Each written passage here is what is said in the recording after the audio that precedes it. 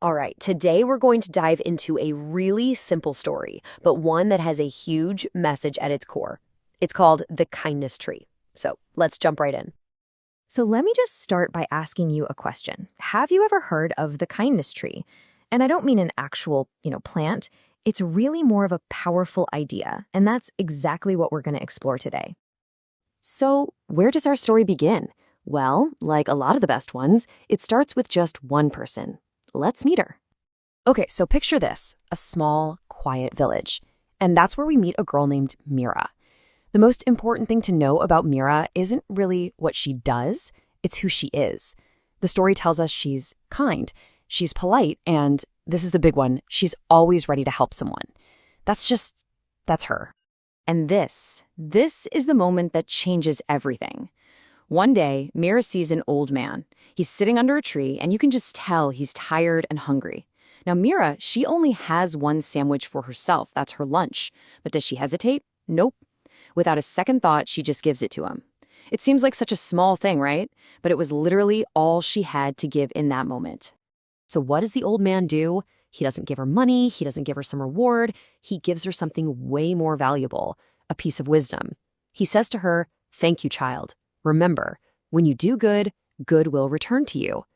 And you know what? That one sentence, that's the absolute heart of this whole story. So, what happens next? You might think that's the end of it, right? But Mira's act of kindness, it didn't just vanish. It was like she planted a seed. And this, right here, is where things get a little bit magical. Okay, so fast forward a few days. Mira's walking past that exact same tree. But something's different. She looks up, and hanging from one of the branches is this small golden fruit, just shining in the sunlight. I mean, can you imagine? It's got to be this strange but really beautiful thing to see. And this is where the magic really turns into a message. So when Mira reaches out and touches this golden fruit, it turns into a little box. And when she opens it, she finds a note inside. And it just says, "Your kindness grows like this tree." Wow. I mean, the connection couldn't be clearer, right? Her act of kindness, it literally grew into something. But that's not all. Next to the note in the box is this beautiful silver bracelet. But really, the bracelet isn't even the main point. It's how Mira feels. She's just so happy, not because she got something valuable, but because of this amazing, almost magical proof that her good deed came back to her. Now, you might think this is just a one-time thing, right? A cool, magical reward. But it was so much more than that. It was a lesson. And it was a lesson that was going to shape the rest of her life. And this really gets to the heart of it. Mira didn't just take her bracelet and stop being kind. No way. If anything, it inspired her to do even more.